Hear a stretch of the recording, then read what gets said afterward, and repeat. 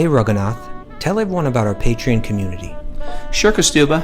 The Wisdom of the Sages Patreon community is an incredible online yoga resource. If you like the type of yoga wisdom and culture we share on the show, then our Patreon community is a great next step. This is a listener-supported podcast, and any level of sponsorship will unlock a wide range of live and archived classes, talks, and even workshops. Raghunath teaches, I teach, and we have a host of other excellent teachers on topics ranging from yoga philosophy, asana classes, storytelling, Ayurveda, kirtan, cooking, meditation, and a lot more. We even have an incredible online Bhakti 12-step recovery group. So if you want to check it out, go to patreon.com/wisdom of the sages. All right, let's get it on. Om Namo Bhagavate Vasudevaya. Om Namo Bhagavate Vasudevaya. Om Namo Bhagavate Vasudevaya.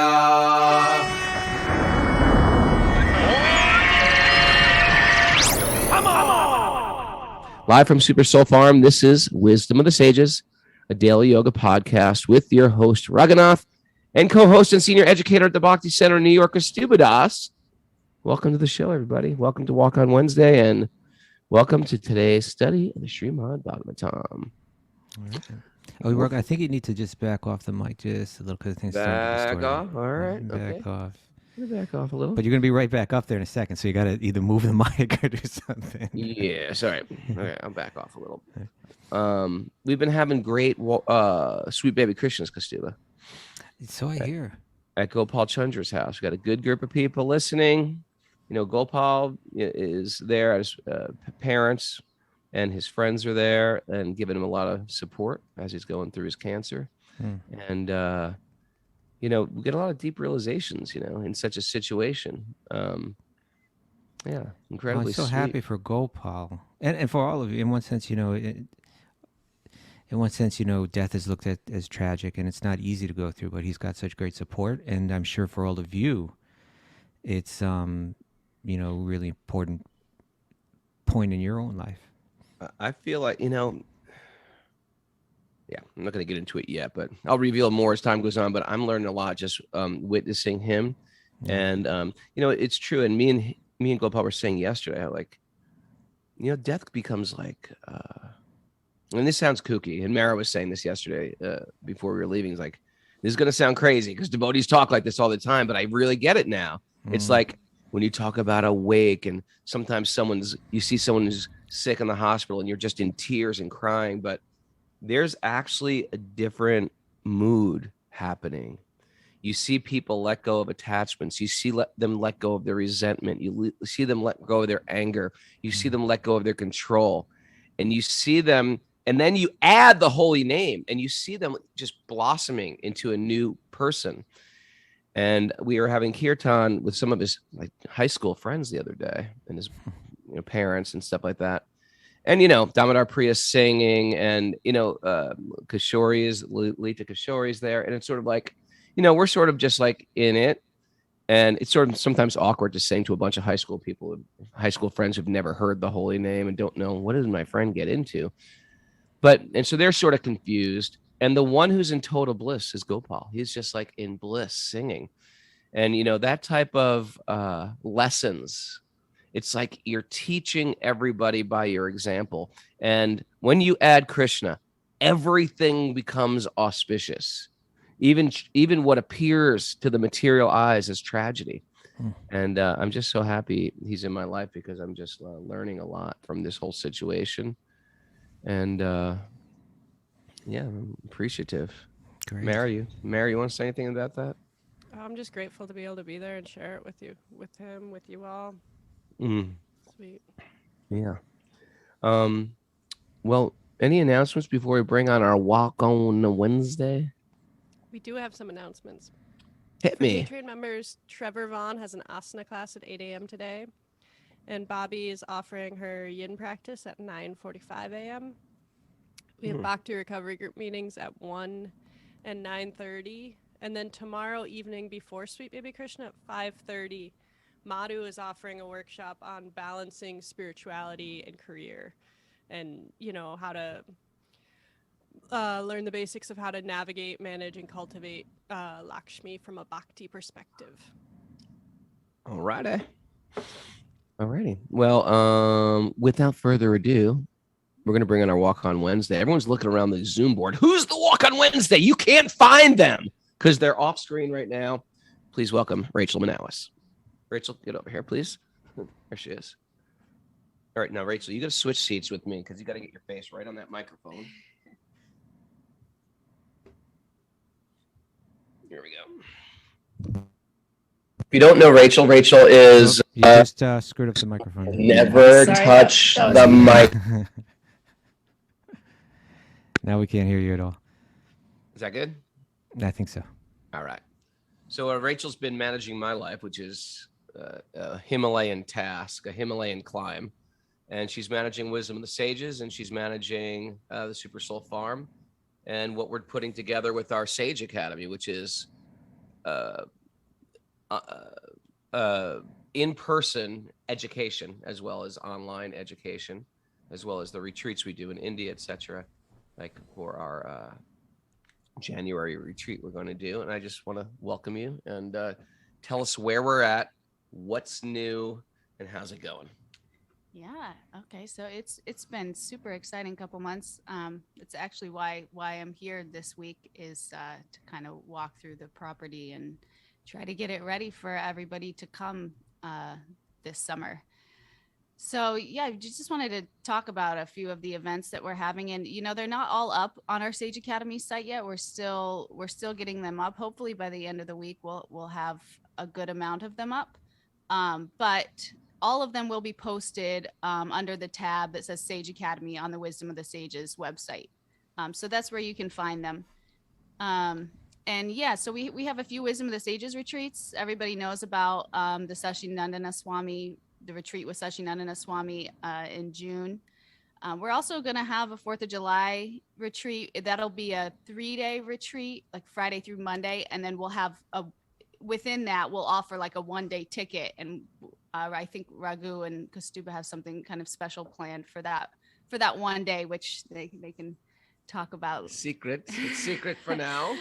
And then the last Wisdom of the Sages retreat at Super Soul for this year will be in October. And again, this will all be posted. And if you're on the mailing list as well, as we're opening registration, I'll send out to everybody on the mailing list so that you have first chance to register. So, but just to kind of highlight some of the things.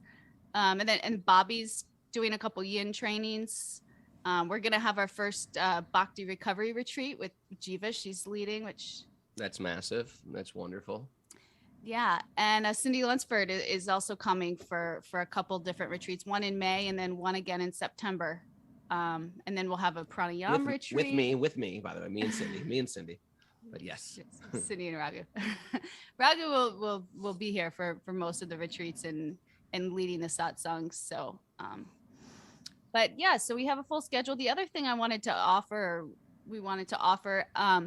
is if anybody has a group already that they want to bring to Super Soul and they either want to lead the retreat or they want to lead it with some of the Super Soul teachers, we'd love to help customize a retreat to fit your needs. So that's also an option. Any kind of group that you have, a yoga group, a work group, a family group, anything that you think would benefit from the facility maybe. Yeah. And please reach out, bhaktiretreats108@gmail.com, and we can work with you to set up whatever is fitting to your needs. So just wanted to offer that as well. Yeah. Did I miss anything? No, I just want to throw out an appreciation for Rachel, who is, she gave up her job because she got a taste for Krishna. This isn't recommended for everybody, but she just did. She just got such a sweet taste for Krishna. She was like, why am I working? What, you get to this point, Kaustubha, you're like, what am I working for? Like, where is this all going? Yesterday, we talked about where is culture going? Where's it supposed to bring us? Where is our career path supposed to bring us? And it's really not like what we're getting out of our career, but like what we're becoming. What is our career making us become? And so she just got this strong realization. I want to work more intimately in Bhakti circles.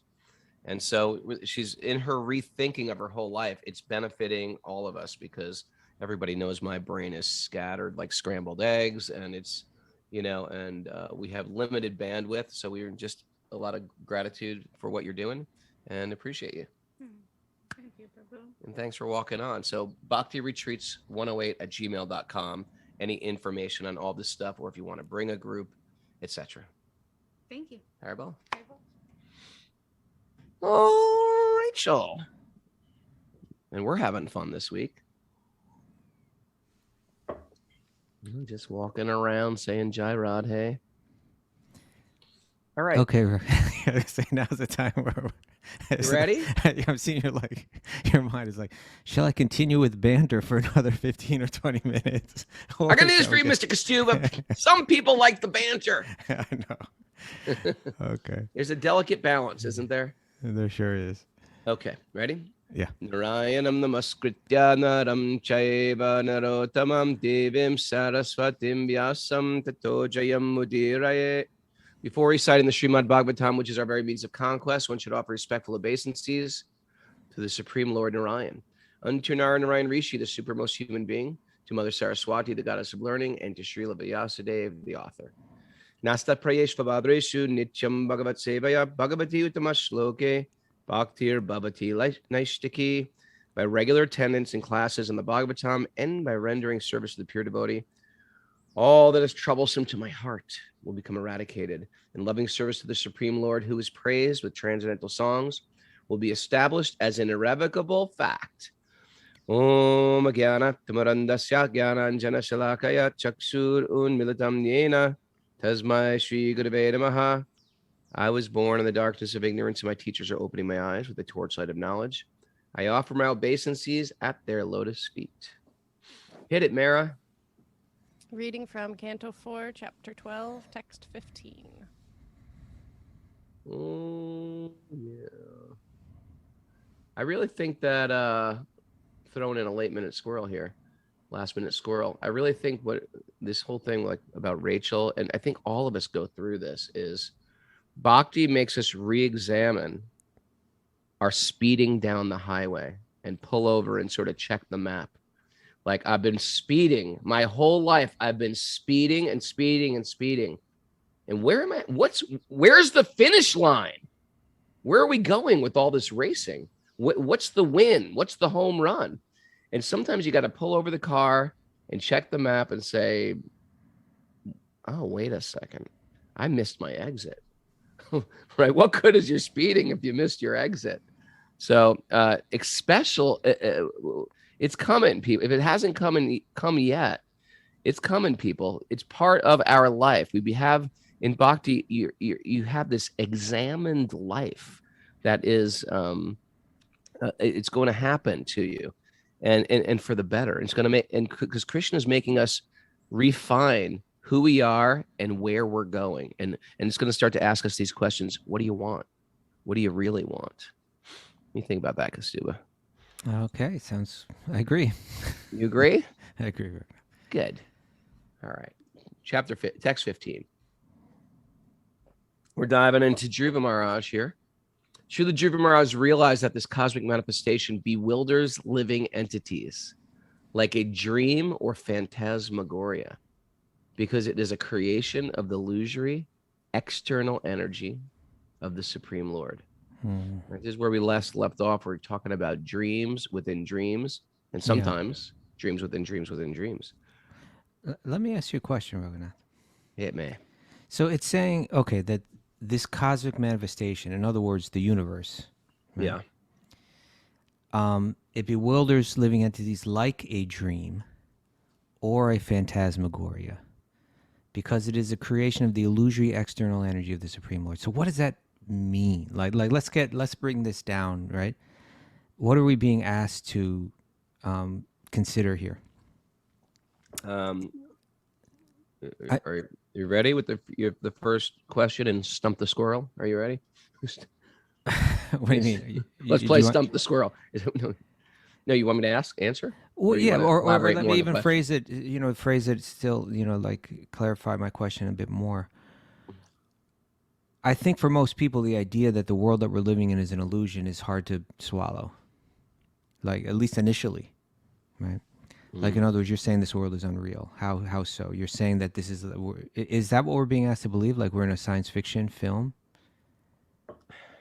There is reality to it, but the reality is temporary. So in Bhakti, we're asked to distinguish between eternal reality, which is a whole truth, and a partial truth. Right? The partial truth is I'm a dad. I wasn't always a dad. There was times where I was just a little boy. And truthfully, if I look back at my 5-year-old life, my 7-year-old life, my, playing Little League life, it's almost like a dream. It's like, wow, there's a couple photos left, a couple maybe old Super 8 videos of me playing baseball. But for the most part, it's like a dream within my mind. There's no high 8 videos. Are you sure? Or you just don't want us to see it? There's none. There's none. Okay. My parents didn't have the money to buy one of those cameras. People didn't have that back then. There's a couple slides, if you remember the slide projectors. But yeah, so in that sense, we think life is solid, but it fades. Just like we are convinced in a dream that we might have a whole different family, a whole different spouse, a whole different.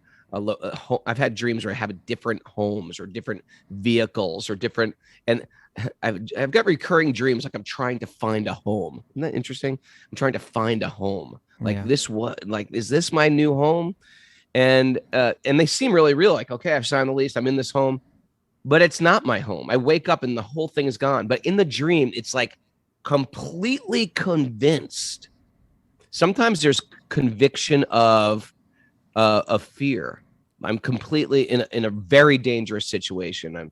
I have also reoccurring dreams of being around high waves and oceans and stuff like that. I must have died like that. Or your dream you're in a fire, or your dream you're getting attacked. And you wake up with your heartbeat is racing. It's the mental is affecting the external body. Sometimes a man can have a dream where they can have orgasm in their dream. That's how real it is. So are these real or are these dreams? There is a reality there. You're experiencing it. It's a reality, but it's not a reality because it's temporary. So the same is true with my partial truth as a dad, as a son, as a man. Am I a man? And we say like this all the time. I'm as much of a man as Mara. Look at that face she gave me. I'm as much of it. Why? Because she's in the Mara dream right now. And it's only a dream because she can't keep the Mara body. There is a spirit soul, not named Mara. Mara is a designation for the vehicle, for the loaner, or for the rent-a-car. She's driving around in this lifetime, but it's not the driver. And this little, nugget, but it's like the essential teachings of the Gita. It's the ABCs of Vedic thought. This will actually free us from all the pain. The whole world is suffering from bodily identification, skin color identification, political identification. We are all connected because we're all spiritual beings driving around in different vehicles. And in this vehicle, I'm convinced this is me. This is permanent. This is actually what I am. And it's a joke. It's an illusion. It's a dream. Okay. Good night, everyone. So in other words, when we dream, like I think our minds are conditioned to when we wake up, we say, okay, that was entirely unreal what we just went through. It was just some kind of flow was going through the mind of thoughts and memories, that blended in to create different circumstances. But it was just something that was going on here in the headspace, and it has no truth to it. And then we wake up and we say, now this is real. Like this is the end of reality. Like there's nothing beyond this. Now we're situated in the real. And what we're being asked to do is to consider, hey, maybe there's more layers to this, right? That even our existence right here, we're not being told that it entirely doesn't exist, like it's illusory in every sense of the word. But you're drawing our attention to this idea, and here where it says that Dhruva Maharaj, he realized that this cosmic manifestation, this world that we're living in right now, it bewilders us like a dream does, because it is a creation of the illusory external energy of the Supreme Lord, indicating that there's another energy, right? That there's the external energy, and because it's the external energy, it's illusory. And what is the nature of the external energy? Is that the force of time is operating within it. So in that sense, it's not real. It's that element of time that reveals that things are unreal, right? It's like it's here and then it's gone. It's here and then it's gone. And in that sense, it's like a dream, which of course, brings us to that. Krishna kind of lays that out right as he begins the Bhagavad Gita, in the... That's the opening, right out of the gates. Right out of the gates, nasato vidyate bhavo, na bhavo vidyate sataha, that which is unreal doesn't last, and that which is real never changes. These are sort of great little, remember the Sanskrit glossary goodies? Asat and Sat. Asat and Sat. Right? So the Sat is that which is eternal, and Asat, which is that which is temporary. So, you have the students understand, like, what is, okay, I'm Ray Capo. Is that Asat or Sat? It's Asat. It's temporary. I'm not Ray Capo, because for something to be Sat, it's got to be true in three phases of time: past, present, and future. So presently, I'm Ray Capo or Raghunath Capo, but 100 years ago, I wasn't this. So it's not true. So that which is true is Sat. To get the whole truth, that is Sat. We are getting these partial identities and partial realities. So the yogis, when we have a satsang, the sangha means we come together with groups of people and we talk about Sat, that which is eternal. And that changes our consciousness. It lifts us higher. When we talk about the asat, which is sort of gossip, the news, it clouds and clogs the mind, That's a nice way to put it. In other words, we get together to just, if we were in a dream, sometimes you have those dreams, right, where you realize it's a dream. Yeah. I know this is a dream, but I'm in it. What am I going to do? You try to change it. Well, yeah, once you hit that point, it's just it's a short matter of time before you wake up, right? Yeah. It's kind of like, okay, hold it. No, I'm in a dream. And then you exit that dream. And then you come to this level of reality, like our external energy level of reality, which is also illusory in one sense. So in a sense, if we have a satsang, a sangha, it really, I guess, if you break that down, sangha, sometimes it's translated as attachment, right? But it's like you get together, right? You come together. Yeah, like the rivers, a sangam in the rivers. Yeah, Dev rivers Prayag come together. Yeah. So a satsanga means that we're coming together to focus our attention on what's eternal, right? Through our discussions, through our kirtan and so on, right? The mantra is eternal, right? Bhagavatam and its message is eternal. The spiritual realm is eternal, and we're going to discuss that and bring our attention to. And if we do, then it's just a matter of time where we realize, oh, I am in a dream, and we wake up. So why don't we read the commentary to this, Raghunath? To 15? Yeah. Alrighty. In the deep forest, it sometimes appears that there are big palaces and nice cities. That is technically called Gandharva Nagara. Now, what is that? Gandharva Nagara? Yeah, it sounds like some kind of what do you see, like in the desert, like a mirage. Like a mirage. It sounds like maybe the people have some experience where when they're in the forest, they have some kind of mirage. Yeah, the Gandharva Nagara is like a city of Gandharvas in the forest. In dreams, also, we create many false things out of imagination. Oh, I get what you're saying. You're just like, do they? In deep forest, it appears that there are big palaces and nice cities. I've never had that experience, but you see, the term is used here, Gandharva Nagaropamam. So Prabhupada is referring to that, and he's saying, it sounds like he's saying, like, this term, Gandharva Nagara, is used to indicate some experience that people have when they're in the forest. Maybe it's a phenomenon where you're walking kind of through the phenomenon, jungle, and is that a building over there? Yeah, something like that. No, it's a rock. A self-realized person or devotee knows well that this material cosmic manifestation is temporary, illusory representation appearing to be truth. It is like a phantasmagoria, but behind this shadow creation there is reality, the spiritual world. A devotee interested in the spiritual world, not its a devotee is interested in the spiritual world, not its shadow. This is the shadow world, Right.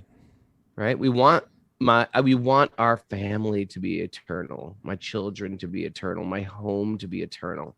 Sometimes we even have like a family home that's been in the family for many years, or sometimes we go to what's it called, an alma mater. Alma mater, what's that word? Alma Nara? mater, yeah. Alma mater. Like we went to the same school that my father went to and his grandfather went to and his great-grand, and we feel the soul is yearning for something eternal.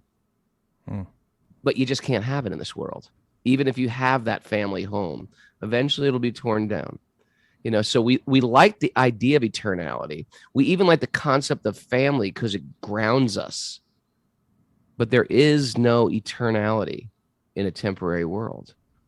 And that's where we have to start shifting our consciousness as we grow in our spiritual path. It's these are such important lines here where Prabhupada says, but behind the shadow creation, there is reality, the spiritual world. A devotee is interested in the spiritual world, not its shadow. So shadow is just another way of, we can say dream, we can say shadow, we can say reflection, but these are analogies that are trying to help us understand what our real situation is, right? When you say shadow, shadow or reflection are more or less the same thing, right? And in the 15th chapter of the Gita, of course, there's that description of the reflection of the banyan tree, right? The upside down reflection. And this is really like, if we want to understand, so much of the Eastern philosophy speaks about the illusory nature of this world, but it's not something I think it's something that people struggle with understanding, And there are schools of philosophy that say that it's entirely illusion, right? Like all form, all name and all form is a product of ignorance. It doesn't exist, right? There is no truth to it because ultimately all is one. So any form, any name. The Bhagavad Gita is not saying exactly that, right? Yeah, I'm saying, go on. It's saying that there's temporary form, but behind temporary form, there's real form. Just like behind a reflection, there's a substance. So when it gives us this analogy of this tree, it's saying the world that we're living in, the material world that we're living in, is like the reflection. It's upside down. Reflections are interesting. We can get into this, but it's saying that this world is like a very complicated tree. It says a banyan tree because the banyan tree is so Complicated. And you Complicated can get tree. lost in the thing. Yeah, you can get lost. And so we're lost in that tree and we're moving around and we're trying to enjoy the different leaves or the different fruits of the tree.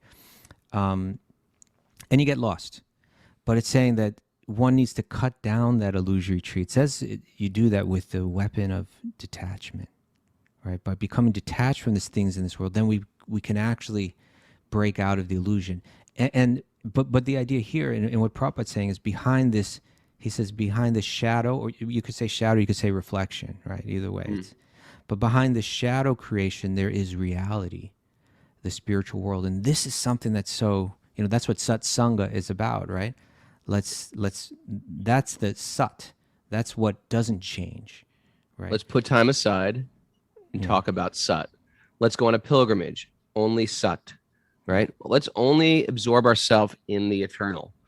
And it's interesting because the gross, the dream seems real, and the subtle seems fake. The subtle isn't fake, but right. But the subtle is the solid, and there you go. Yeah. Well, you see, that's why, like, what you're going through right now, like you're going through, especially Gopal Chandra is going through, right? It's like, say you have, you're facing your own mortality, and it's coming, and it's coming relatively soon, and you're in satsanga. Through that sangha, and as you're realizing the reality, right? The reality that we're all facing, but you're facing it more up close, I suppose, than others, is that my body's temporary. I am not this body. I'm about to leave this body, and I'm about to leave this, and everything that seems so important and real is about to go poof, gone forever, right? It's that, then you realize, right, this is a dream, you know?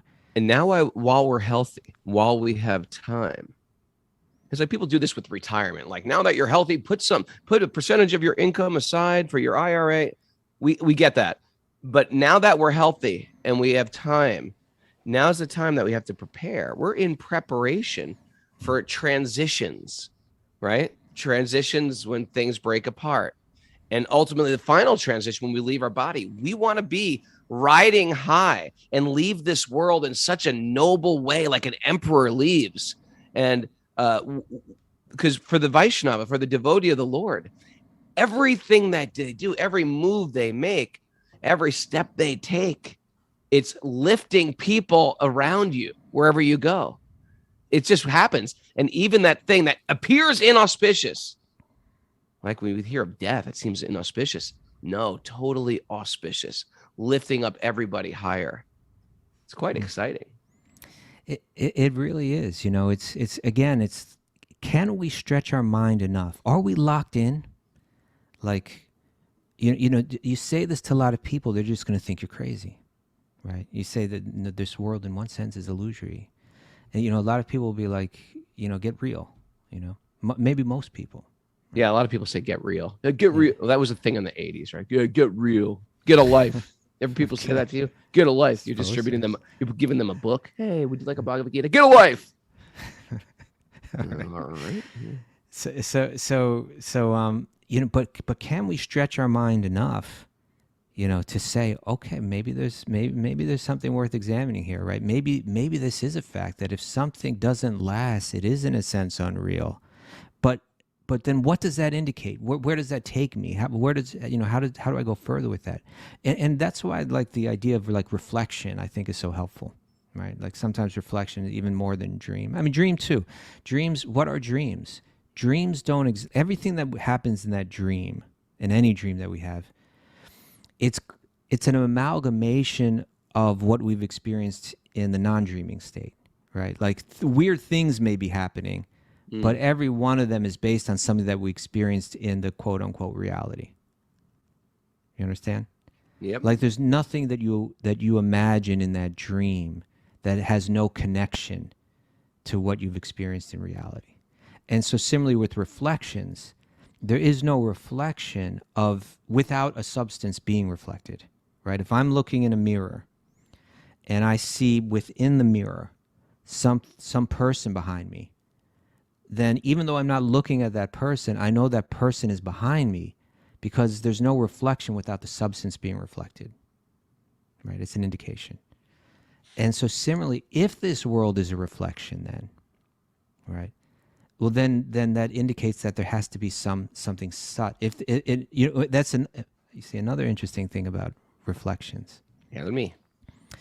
Is that they appear exactly like what they're reflecting, right? The reflection appears exactly like the substance that is being reflected, except it's the exact opposite.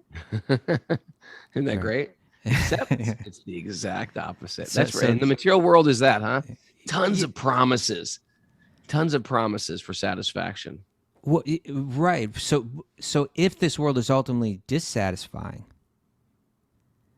if this world is, if everything within this reflection is temporary, then that would indicate that within the spiritual realm, it looks almost the same, but everything is eternal and everything is satisfying, right? Like if in this world we lose everything, in that world you lose nothing. Right? If in this world every happiness is followed by misery, in that world, no, there's like a continuous state of satisfaction, you know. And by the way, I think it's appropriate to say at this point, we're not saying abandon life. Abandon. Matter of fact, I don't feel like I feel like my opening the door to my spiritual life hasn't taken away any of my excitement, adventure, travel, depth, education. In fact, I feel like it enhanced it.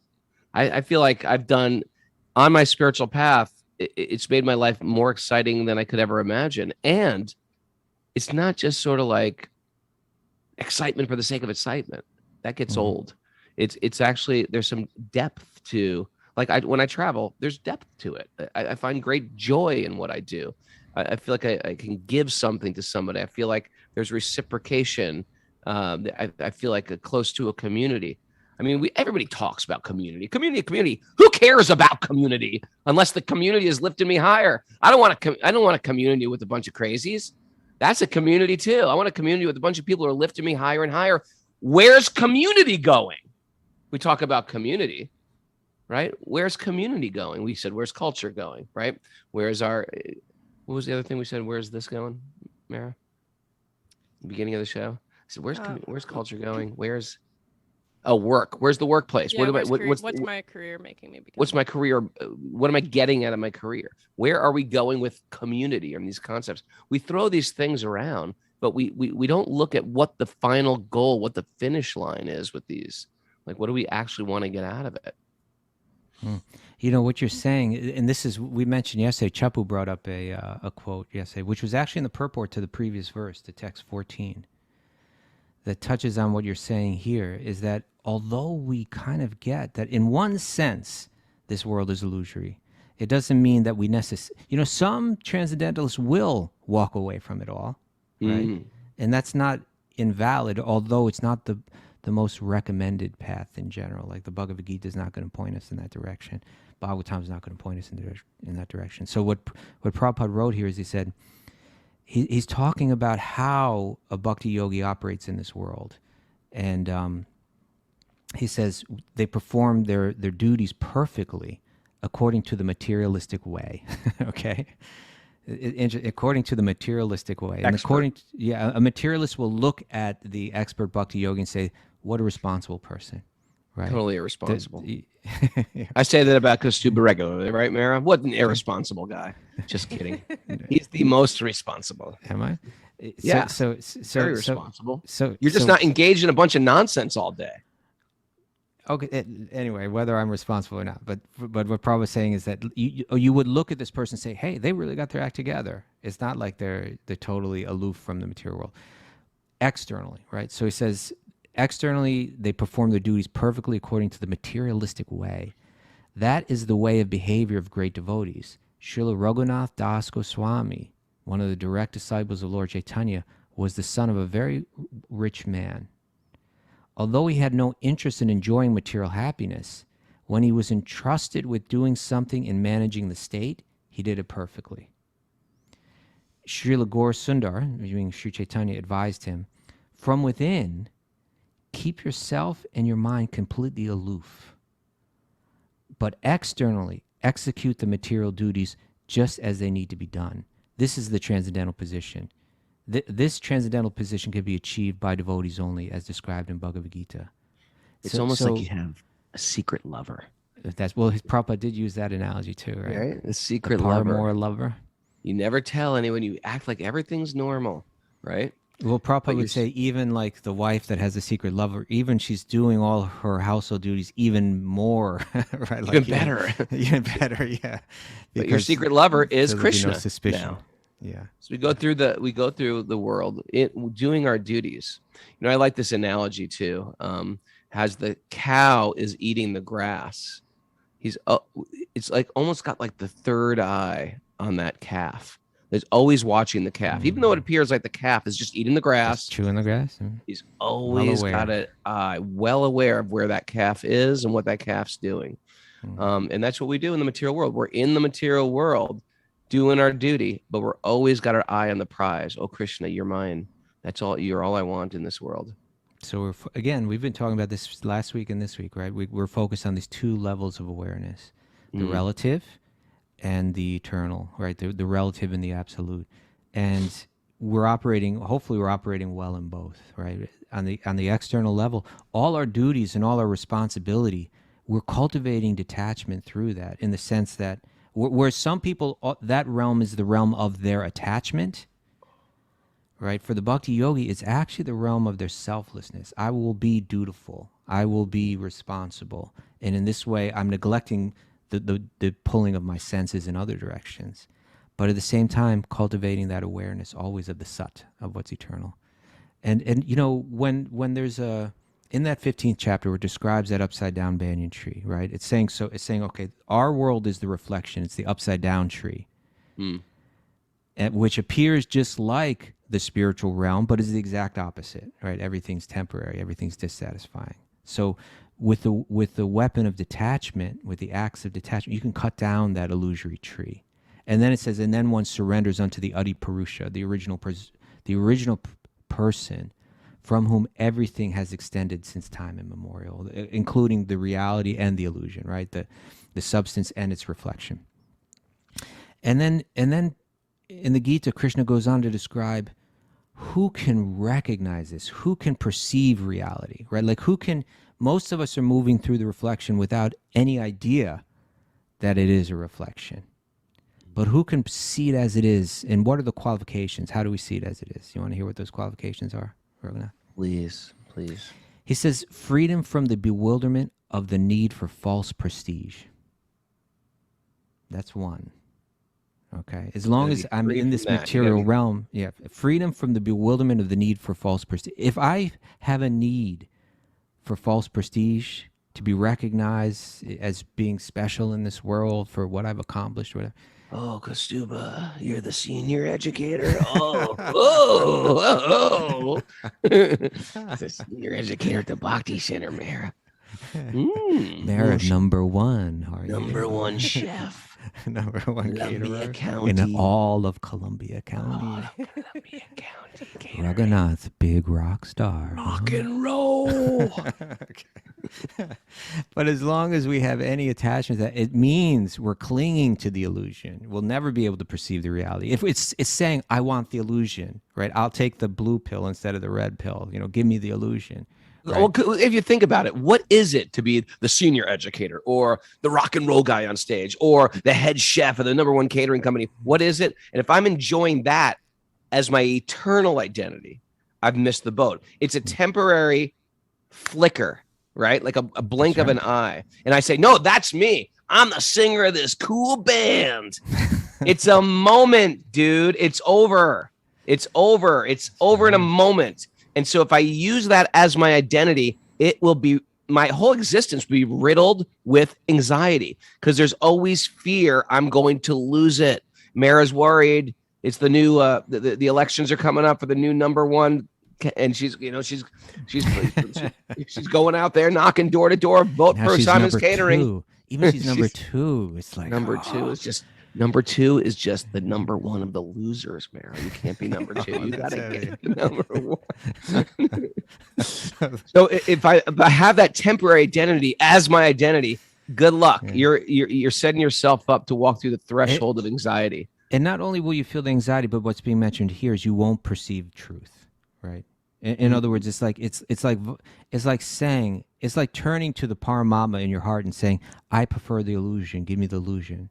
Right. I want to feel that prestige. Well, if you want to have that feeling of being the center of the universe, then we can give you the illusion. Here you go. And now you can't perceive reality anymore. Now you don't get that you're moving through a virtual reality. Right. It's a very interesting philosophy we have, isn't it? It's at the very least, it's a really interesting thing. You know what I mean? Sure. Sometimes I have to step back, like, is all this real? Mm-hmm. But hey, man, this is a very deep and interesting and fun and delicious.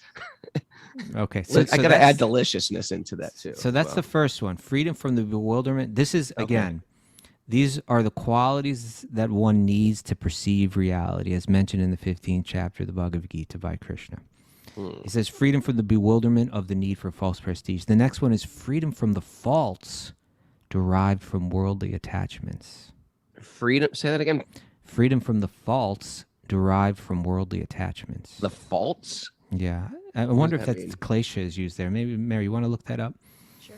That's Freedom from 15. the It's probably fault 15.5 or 6 or of something worldly like that. attachments. Something like that. I can see the pain, the freedom from the enjoyment. No, the of it. faults. In other words, you may develop character traits or Or the mental faults you develop states, mental from states. material attachments. Sure. Yeah, right. Well, it starts. You know what?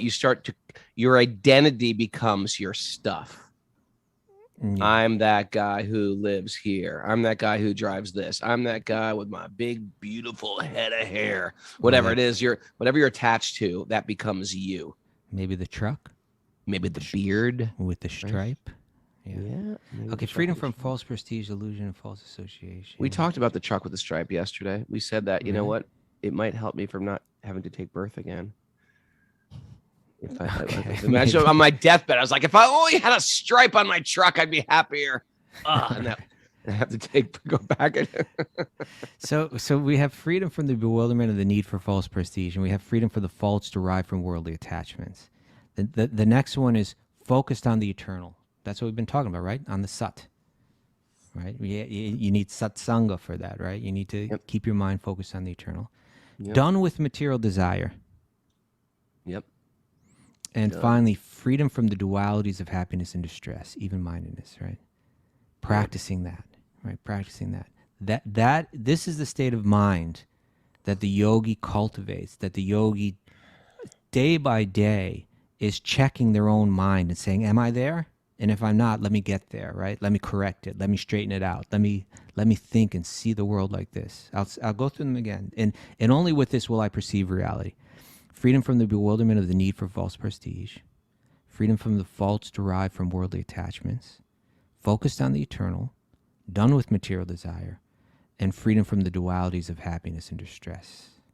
This is the mindset of the yogi, right? We're letting go of all the petty concerns and the attachments that consume the average person's thoughts. And by letting go like that, we open up space for broader knowledge and contemplation, right? To act, or perception, you can say. So it's reaching past the limitations of the conditioned mind and reaching for that reality, reaching for what's eternal, reaching for truth. Day by day. Day by day. Day by day. All right. Oh, dear Lord. Shall we read the next verse? Yeah, I almost busted into it. I had to no, don't do it. Don't do it, Raghunath. Next verse, text 16. To see thee more clearly. All right. Good song, man. That's a good song. I still is a sing nice that song. on a regular basis, just walking down the street. Very nice. Okay, text 16. Thus Dhruva Maharaj at the end left his kingdom, which extended all over the earth and was bounded by the great oceans. He considered his body, his wives, his children, his friends, his army, his rich treasury, his very comfortable palaces, right? You think you're attached? Look at all this stuff he has. He doesn't have a wife. He's not attached to his wife. He's got wives. He doesn't have a child. He's got tons of children, right? Yep. He doesn't have friends. He has tons of friends. He doesn't have a He's bank got his account. own army. Yeah. There are a lot of rich people who listen to the show. But do you have your own army? Come Treasury. on. Treasury? I guess we have Palaces. treasury. He has palaces, right? Pleasure grounds. He has pleasure. What the hell is a pleasure ground? I guess to me it's like Like a there's a backyard? palace is kind of on a but it's apparently a really nice backyard. Okay, maybe a pool. So he's going to leave all this behind. Where's he going to go, Raghunath?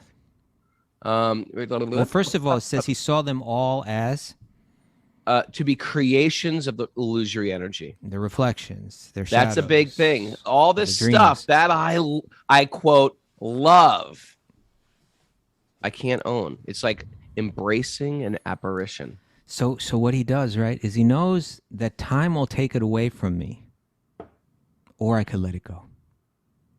Right? Either time can pull it from me, which can be a very painful experience where I'm trapped in illusion and suffering like crazy, or I can let it go. Trapped in illusion, suffering like crazy. Okay, so then what does he do? How does he let it go? Where does he go, Raghunath? Last line of this verse. Last line of his verse. This is due Thus in due course of time, he retired to the forest in the Himalayas known as Bhadarika Ashram. That's Badrinath. That's one of the holy places. I didn't know Dhruva Maharaj went there. That's where he went. That is incredible. We got to go to Badrinath. I'm ready to walk there. It's a hard place to get. It's a hard place to get to. I'm ready to walk there, man. I've got it all planned out. Fly in. Okay. Want to hear it? Plan is one thing. Fly into Dehradun, take a bus to Karnaprayag, walk. Karnaprayag. 11 days. Where's Rudraprayag, and then you walk. Where's Rudraprayag? It's north of Devaprayag. It's where you break off to either go to Kedarnath or Badrinath? Yeah, it's the split. You just walk it. See. Just walk it. How long does it take? I think 10 days. Walking. And where do you stay? Wherever Krishna provides. I want one of those trips. Wherever Krishna provides. I want one of those pilgrimages. But it's only going to be a small handful of people. We're ready to. I would say keep it small. You want to go? In one sense, I would love to do that, but in another sense, I don't know if it's what Krishna wants of me. Oh, you got to go there. You're always trying to keep the main thing the main thing. I don't know if it's what Krishna wants of me. But if Krishna gives me any indication, I would be glad to do it with you, Raghunath. How about me bringing it up? Maybe that was the indication. Well, Maybe that was a sign. That's one source. Yeah, I would want to confirm it with others. You bringing something up is that's not a 100%. Source. It's not a 100% in my book.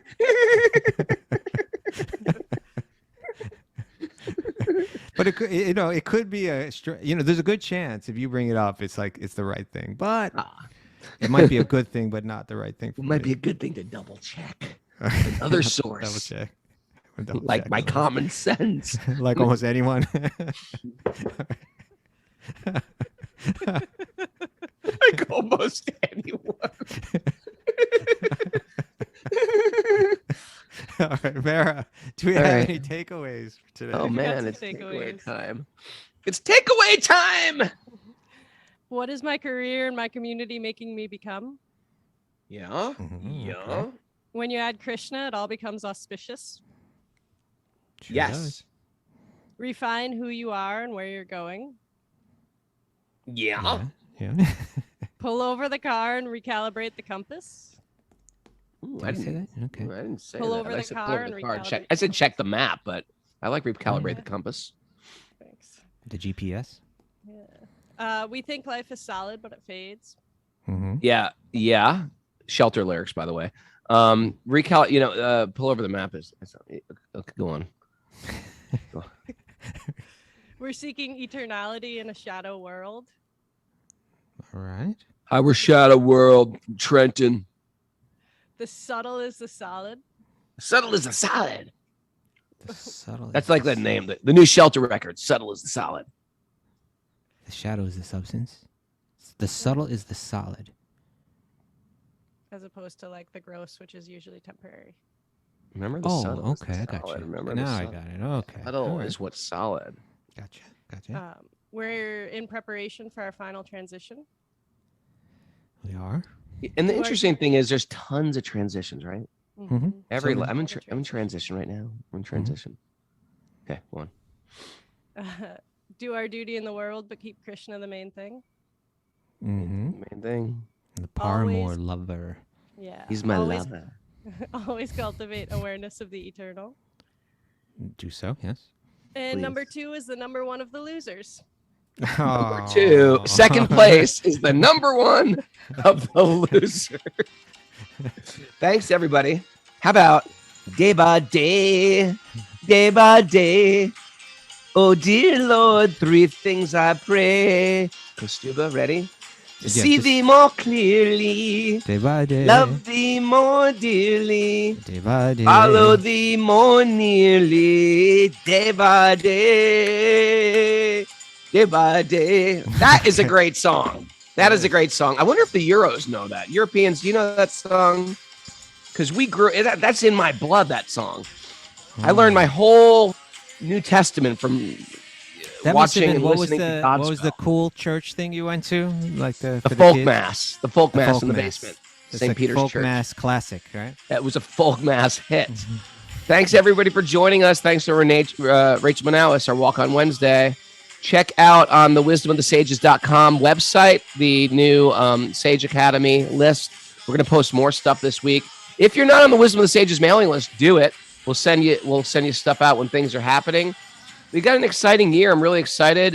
This is the joy of life, is to hear and chant and give it to friends. And if you have friends in your workplace, tell them about the podcast. Let this thing grow organically. Share it with people. The greatest gift we could give to people is direction in spiritual life. I'm eternally indebted